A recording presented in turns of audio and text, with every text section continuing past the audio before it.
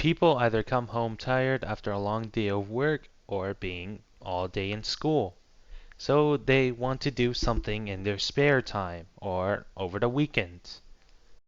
Some people tend to play video games while some people go watch movies. Or they tend to go out to the park. But I want to focus more on video games. Basically, how they've kind of evolutionized over the years. This machine, introduced in 1958, demonstrates a game called Tennis for Two.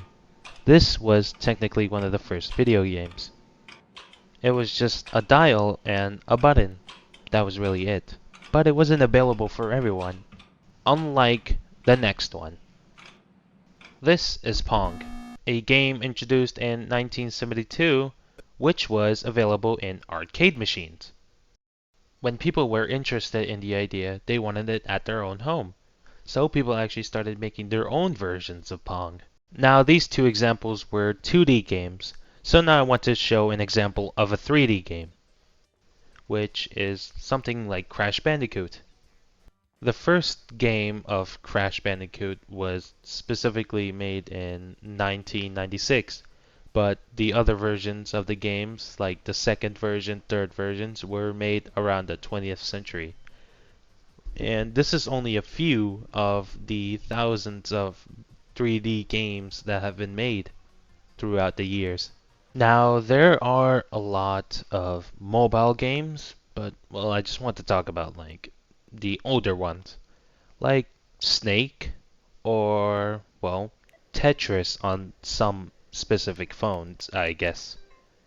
There were a lot of actual games built into old phones, but they weren't really that advanced. Now I want to talk about video games in the new generations. Now there are games in VR which you can be in the game, interact with people, or play some games that you can play by yourself.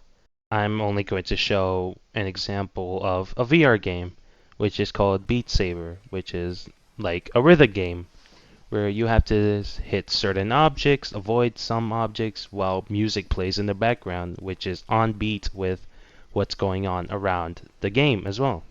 And I mean, there's also VR exercise games. I mean, technically, this would count as one as well, since you're actively moving your arms and moving everywhere, because there are also obstacles you have to move around to avoid.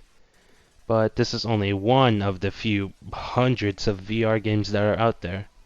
But really, that's all I'm going to be talking about. And thank you for listening and or watching. Peace.